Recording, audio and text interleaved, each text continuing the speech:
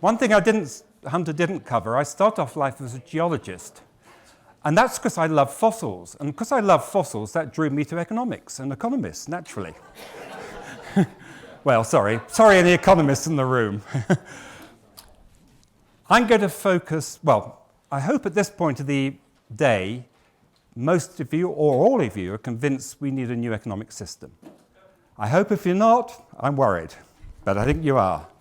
So I'm going to focus mostly on how we make it happen. And friends, the good news is I really believe we will. This is possible, this is doable. It's not going to be easy, but we can do it. And so even though my slides have all got a black background, this is going to be a message of hope. Okay? I'm going to really 3 parts. I'm going to cover very briefly a couple of other subject areas as I was to talk about, a bit on inequality and a bit on why people feel so valued and so unvalued and so often have no voice. I'm then going to talk about how system change happened in a couple of cases in the 20th century and in other systems. I'm then going to focus on what can we learn from that and what do we need to do. So my focus is mostly what do we do? How do we make this thing happen? And that's the really tough question. Okay, so my characteristic of the current economy is the 4 U's. It's unsustainable, it's unfair, it's unstable, and it makes too many people unhappy. Otherwise, it's great. You've heard from all the 4 previous speakers about the unsustainable. You've heard quite a lot about the unfair and the effects of inequality Ida was showing. John's touched on the unstable, the fact that economics doesn't have a concept of resilience, and therefore we don't have a balance between efficiency and resilience, and systems keep crashing, and much else. So I'm just going to take a little bit more on the unfair and particularly inequality, just the scale of it.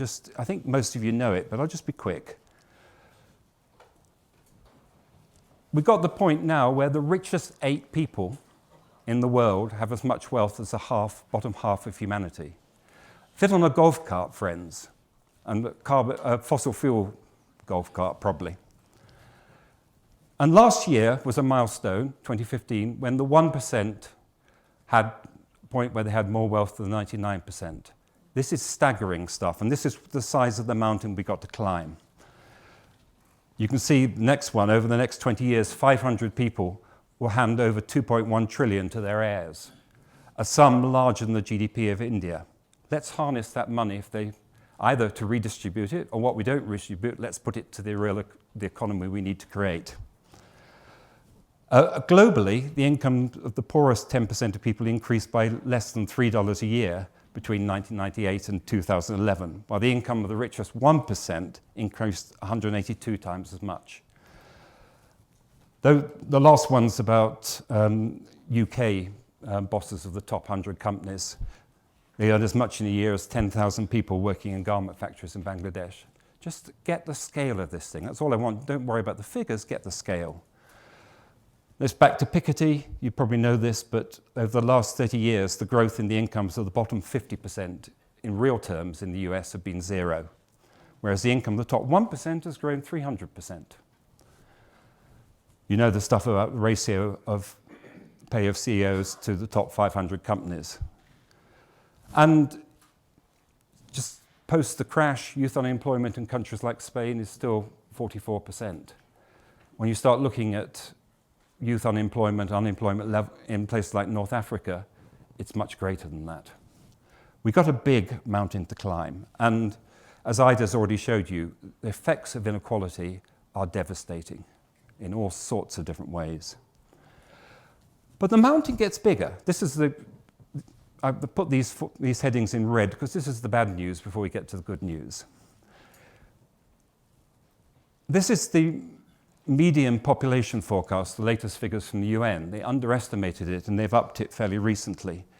So we're going from, on the mean expectation, from 7.3 billion in 2015 to 11 billion people on the planet in 2100. Leave aside the ecological impacts for a minute. Just think what in traditional terms that means in terms of jobs or livelihoods. It means we need to create about 50 million new jobs every year, or livelihoods, if you stay within the existing system. I won't go into the maths now, but believe me. And, At the same time, we've got this little beast called technological unemployment coming on. This is a poll of AI experts looking at what they expect to happen unless the system change. And they expect a global unemployment rate of 25% by 2050. So not only have you got to create 50 million new jobs every year against the backdrop I've just showed you, starting from a horrible place, but you're running up the down escalator. So in effect, just looking at this, you've got a fundamental hiatus. It just doesn't work. Basically, if you provide the growth rates which would be needed to solve that problem just by growth alone, you crash the planet very quickly. You've seen all that stuff from Bob and Ida and from John earlier, and from Kate. If you put your foot on, so the accelerator don't work in this system. If you put your foot on the brake in this system, we create more unemployment, possibly more inequality. So neither the brake or the accelerator work in this vehicle anymore. It's defunct, okay? And furthermore, GDP, keeping the vehicle analogy for the minute, is not the best one necessarily. It's really a speedometer. It's telling you whether you're going faster. But as Hunter already said, if we're heading for a cliff, going faster ain't very clever. So you've got to know which direction you want to go, and that's what this whole thing's about. So we've got a problem that we need a new system, clear. And we're now in the situation, this is the latest figures this year from something called the Edelman Trust Barometer, which takes a very large sample, about 45,000 people across about 25 countries. And the majority feel the system is failing them. They have a sense of injustice, a lack of hope, a lack of confidence, a desire for change. So 53% of those people across those 26 countries think the system's failing you. So it's not surprising in the lack of a new offer why people have gone to Trump, why we had Brexit in the UK. It says it all. And what we find in our research is that people increasingly feel they have no voice, they feel they're of no value. Too many people feel that. They fear the loss of their job for the reasons I've just showed you. They fear insecurity in old age. In some countries, they also fear ill health, obvious places. They also feel the destruction of their dreams and their cultural norms.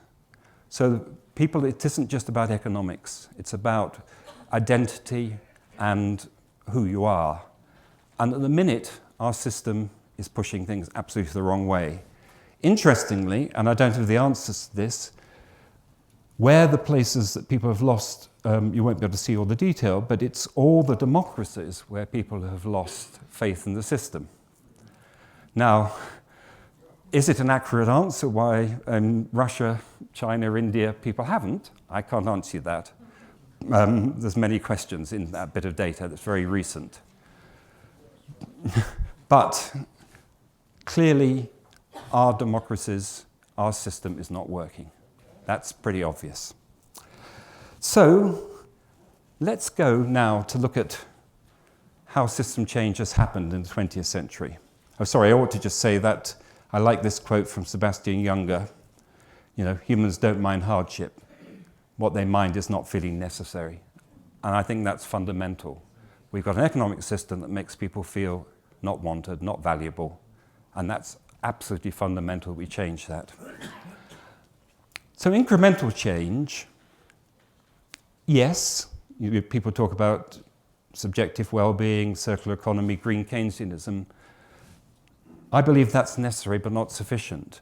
And what got us in the New Economics Foundation really thinking about these issues was we had a theory of change that said what we need to do is do really good research, write it up well, peer review it, etc.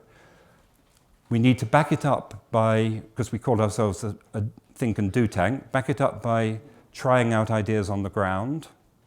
and then lobby politicians, others, by all the usual means to change things. And we got the UK government to start measuring well-being, which they do every year, now as a headline measure, and alongside GDP. We thought that would change the system. Did it? No. So we really went back to the drawing board and said, how does system change happen? And we've got a number of, oops, why isn't that working? There's some things we can learn. There's been two big changes in economic systems in the 20th century. First, to Keynesianism in mid-century, with a much greater focus on the role of government, solidarity, health, education, etc. And then a kickback in, as Kate and others have talked about, to neoliberalism in the late 70s, 80s, 90s, noughties. And when we looked at this, and we also looked at things like the anti-slavery movement, the civil rights movement, many of the successful rise of feminism, we looked at what led to system change. And really it's four things. One is discrediting the old story. And we're not doing a bad job of that, though there's a lot more to do. But critically, one needs to tell a new positive story. And that we aren't doing a good job. Yet, Roosevelt did it pretty well on the New Deal. Thatcher and Reagan did it pretty well. They said unions are a problem, government's in the way, we can be more prosperous if we look after number one, etc. And if you look after yourself, as Kate was saying, then that will, the myth is it will serve everybody. Of course it won't. But the other critical things that we've got to talk about is power. And progressives often are very unhappy talking about power. We like to think that if we just say the right things, we talk about things, we provide the good research, that will be enough to change things. No, it won't. We have to both weaken old power bases and create new power bases. On the left, Roosevelt set out to weaken Wall Street. On the right, Thatcher and Reagan crushed the unions and union power. That's just two examples. But you also had to build new power bases. This isn't such a beautiful picture as Kate's of the Mont Pelerin gathering, but it still includes Hayek and Friedman and others. It also includes somebody called Anthony Fisher, interestingly. And Anthony Fisher was hoping to become UK Prime Minister. And he said to Hayek, I don't know whether this story is true or not, I'm going to go back to the UK, become a Conservative Member of Parliament, and become Prime Minister. And Hayek apparently said to him, don't be so stupid, set up a think tank. So he set up something called the Institute of Economic Affairs, which is influential as a right-wing think tank right across the world. And that question of building new power bases is something the neoliberals did brilliantly. Obviously, events help. So the Keynesians were helped by the Second World War and the Great Depression, but the neoliberals arguably did it by the power of a new story and the power of creating new power bases. Sorry, there's too many powers in there. You've heard some of the neoliberal principles already. But basically, those first four, small government, individual freedom, free markets or free enterprise, and strong defense. That's, if you went to the Tea Party or anything else, that's there like a stick of, we have in seaside towns in England, a rock with some words written in the middle. At the heart of the right-wing enterprise are those four principles. And that led to some pretty obvious things of cutting the welfare state, taking on the unions, lowering taxes. And it explains a whole worldview. It's not just affected economics, it's affected how we think about competition, how we think about collaboration. It's affected, private good, public bad. It's affected our thinking. There was a vice chancellor of a university, same university president, I guess you'd call them over here, who in the UK gave a speech to all his lecturers and professors, telling them they weren't sweating the assets hard enough. This is the citadel of learning. Sweating the assets is a neoliberal concept. Anyway, you get my point. But that whole thing generates the right frames and metaphors for the whole right-wing, whole neoliberal conspiracy. And most importantly, in terms of creating new power bases, and it's been referred to, I think, by Hunter at the beginning, was something called the Powell Memorandum. Because though the neoliberals were quite successful at taking over certain university economics departments, in the early 70s, they thought they were losing this fight. You had Ralph Nader in the ascendancy in the States, and there was a strong feeling that what they talked about Montpellier just wasn't going to happen. And Lewis Powell, who Nixon was just about to appoint to the Supreme Court, wrote this thing called the Powell Memorandum. And it was a brilliant strategy of how to take power and keep power. And it was then funded by a whole lot of very rich people who supported this doctrine. But it didn't just talk about taking over university departments, it talked about taking over the textbooks, it talked about controlling who got lectureships, who got professorships, who gave the accreditation for PhDs, who sat on the board of the effective journals. But it went much wider than that. It went into case law, it went into journalism, it went into all sorts. It infiltrated the institutions of life. It led to the setting up of the Heritage Foundation, which, as Hunter's already said, basically has provided the playbook for Trump. It led to the setting up of Cato, the Institute of Economic Affairs, and many other organizations. And this is a UK picture, but it doesn't, and I don't expect you to go through it, but this house has been built on very solid, powerful foundations and a lot of money. So to think this is going to give up on power easily just because everybody's feeling dispossessed, it's very cleverly helped influence the move to populism and nationalism rather than the response we were hoping things would happen. So, if anything, it's been reinforcing parts of its story. So it's a very powerful, well-built house.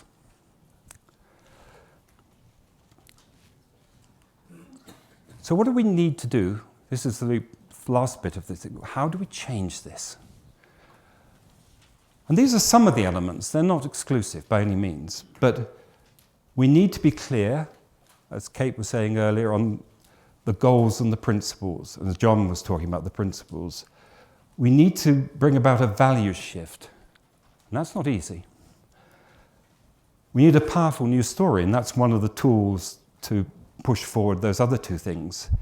And we need a vanguard new economics movement, and I'll talk about that. And that vanguard new economics movement needs to be backed up by a similarly powerful story to the Powell Memorandum. It's not going to be the same thing, because we're not talking about billions of dollars helping this. But we have to take the power of ideas and develop a strategy that is about seizing and taking away power from the people who won't give up and creating new power bases. And it's uncomfortable, that discussion, but we've got to do it. The goals of this economy, I think Kate has put them in a much more beautiful form than I'm putting here. The needs of all and live within planetary and local limits. That's what Bob and Ida and what Kate and John have all been talking about. That's the donut and both the ceiling and the floor.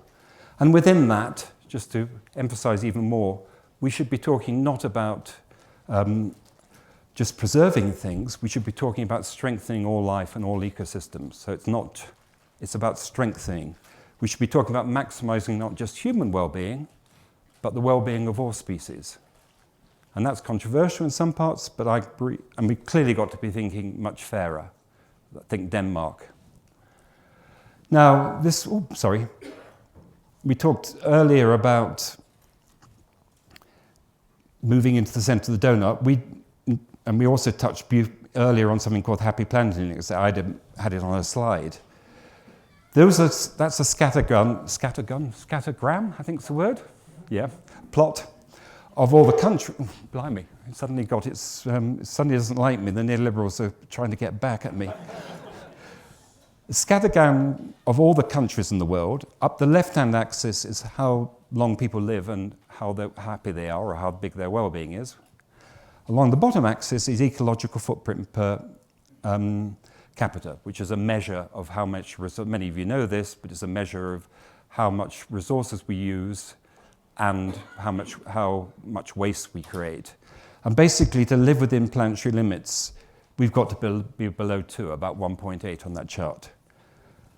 So where we need every country in the world to get to is up that top left-hand corner in the green zone.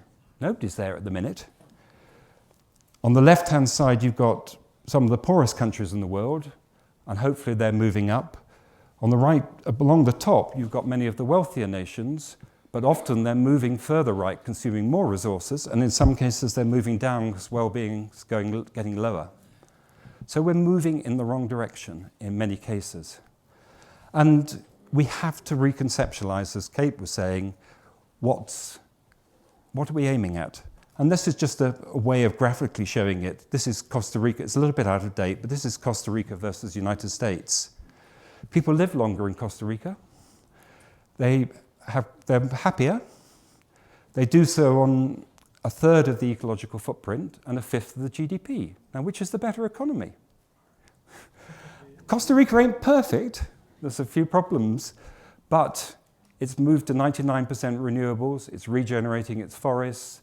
It got rid of its army a long time ago. It put a lot of money into health and education. And it's got to where it needs to get to by that mixture. It's got a much better mix of those four things: commons, community, market, and state, than many other countries. And that shows you it can be done. It's not there yet. And of course, it's got a bit of Latin sing, and that helps. So, what sort of values and principles do we build this on? I was part of a group at the World Economic Forum which came from many different nations, ages, etc., that started to say, are there some common values that humanity should be moving towards, or are all values relative?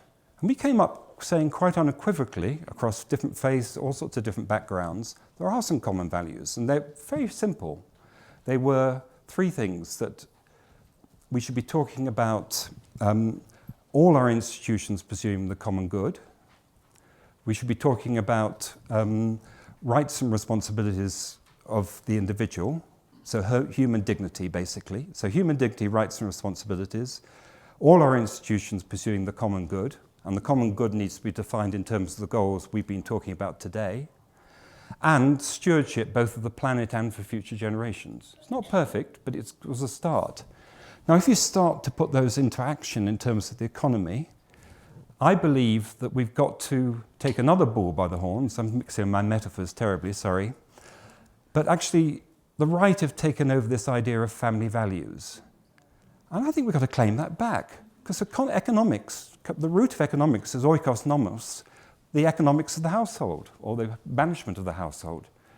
And when we did a survey of about 150,000 business people through the World Economic Forum, interestingly, in 2009, 2/3 of the people, about 150,000 people in business, actually, said that they thought the economic crisis was not just an economics crisis, but a values crisis. And a similar sort of number said that they practiced very different values in their work from how they did in their home, and they wanted to get back to how they did in their home. So I think we need to recapture the idea of the economics of the household. But it needs to be a household defined very differently. Not the strong father, not the authoritarian father, but the nurturing parents or carers. A very different vision. And if we did that, we could start to appeal, I believe, to the people who feel they've got no voice and no value. Because we've got to get a language that talks to them and not just to people like us, who we meet with all the time. So, to my mind, and I'll be very quick on this because time is moving on, the first thing we need is an economy that's rooted where people have some control. And that must mean thriving local economies, food, energy, etc., produced locally. It must mean businesses allowed to thrive at a local scale, social enterprises, etc. So we've got to have an economy that's rooted where people feel they've got control, and that means also very strong local democracy. Critical. Clearly, it's got to be fair, and the hardest job of all is we need massive redistribution, not just of income, of wealth, of power, of ownership, and of time. We need to do all those things. And we need to get people's trust back in the institutions. The trust levels in the institutions of society, whatever they are, including even NGOs these days, is poor, very bad. The next thing we need to do is to make people feel secure. And the way technology is moving, too many people feel very insecure about their futures. Now, it may be too much of a dream yet, but I believe just as we've developed the ideas that people should have health and education security, we need the same around economic security. And that's why ideas like basic income, it may be only one of the solutions we need to start looking at. And we need to find ways to fund that enable everybody to thrive. And that can come partly from redistribution, but partly from new taxes on all sorts of things like how much financial instruments, financial transaction tax, but also taxes on the windfall gains that the big tech companies, the Googles, the others, take something like the iPhone. Huge amounts of that come from public money that's gone into research, gone into education, and there needs to be a dividend back to the public that could help fund the basic income. So we need to create some new commons. But people I would put economic security and try and give people at least enough security of the basic income, however you do it, whether through taxes or through a universal income, to people feel secure. If you started to do that, if you got people feeling rooted, things were much fairer and more secure, and it will help a lot. It won't necessarily make people feel valuable, and that's why we've got to start incentivizing and supporting creation of real value. Real value is not just what we create in the market, it's also what we create in our households, in the commons, for the state, etc. So whether it's creation of beauty, whether it's looking after and caring for children or other people, whether it's also regenerating the environment, those are all areas of creation of real value. They aren't necessarily to be monetarized, but they have to be valued, and we need a system that values. So if you made people feel those first four things, and you tackled the sustainability and regeneration issue that John and others have been talking so brilliantly about, then I think you can have the best of both worlds. Then you can have a welcoming economy that's open to the refugee, open to the other, that's open, not just closing off the economies and putting up a fortress. And most importantly, is also creative. So I believe we need to keep the best things of globalization, the dynamism, the creativity. We need to expand that into all sorts of other life, but we need to accompany it by some very different strategies. So what we're talking about is an economy that moves from mainly a market-focused economy into one that deals with all Kate's four segments, the commons, the household, the state, and the market, and one that is rooted, fair, secure, and makes people valued, but is also enterprising, open, and dynamic and creative. Is that possible? Of course it is. No question. So that's where we've got to get to, and that would look, I haven't got time to go into it yet now, but it would look very different in terms of the institutional framework.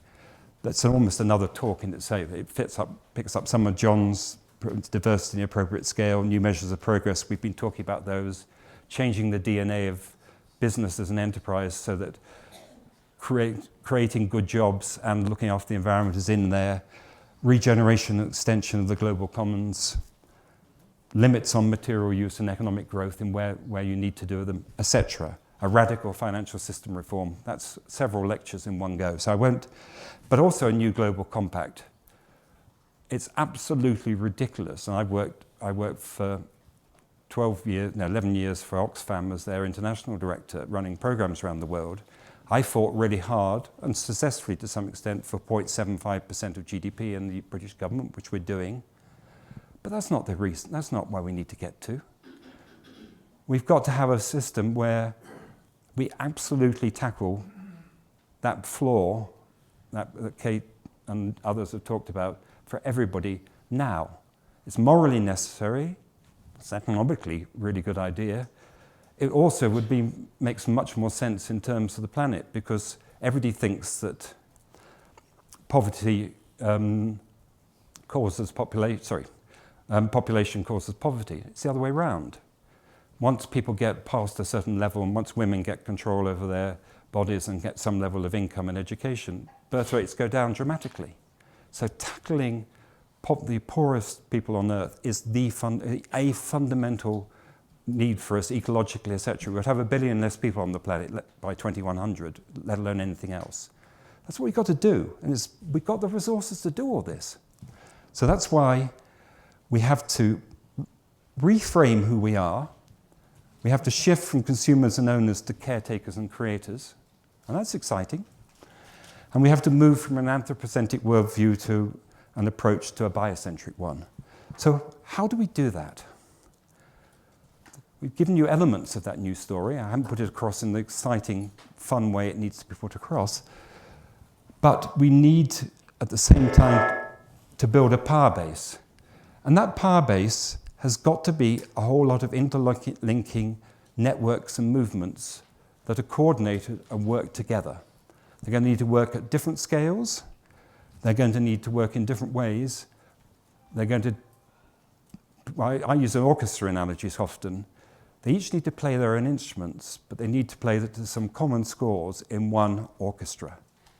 And at the minute, we're playing our own instruments to very different scores in many different orchestras, and all the powerful here is a lot of screeching.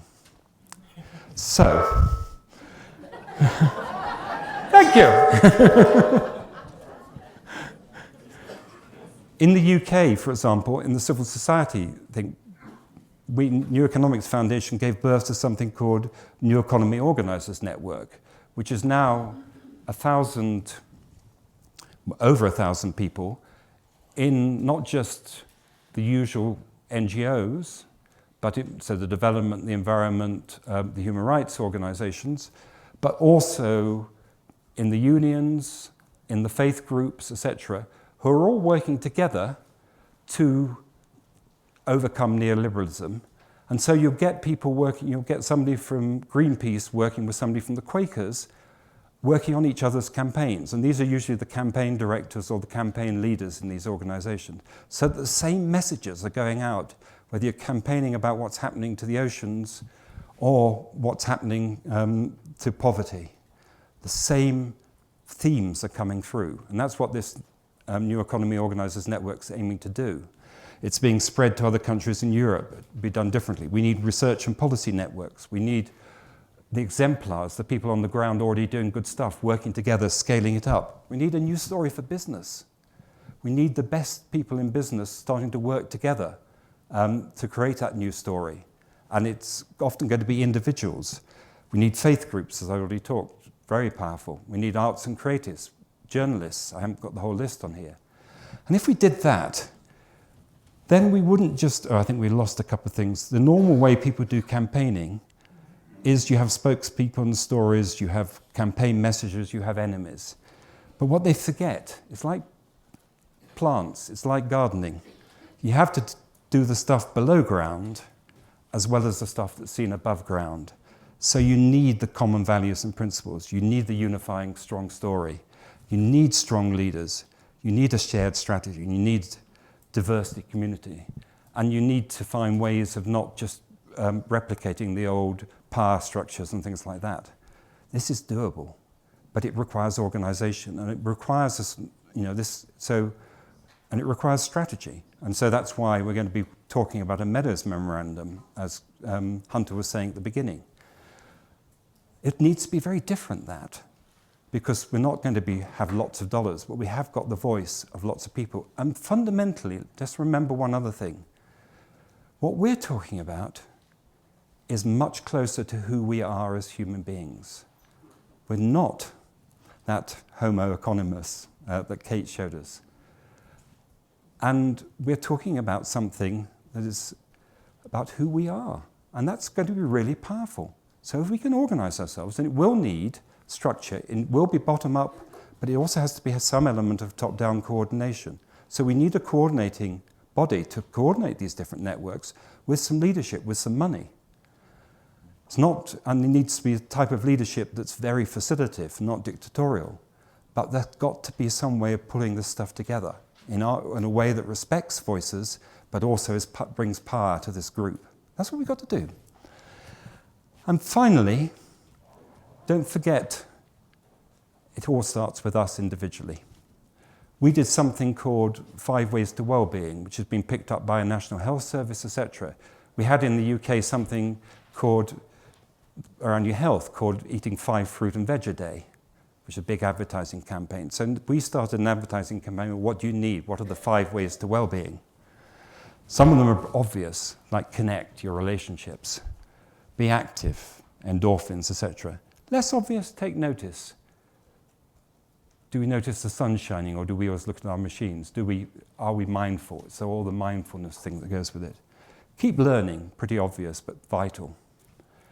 But that last little word, give, is the fundamental way, both to our own well-being and to shifting this system.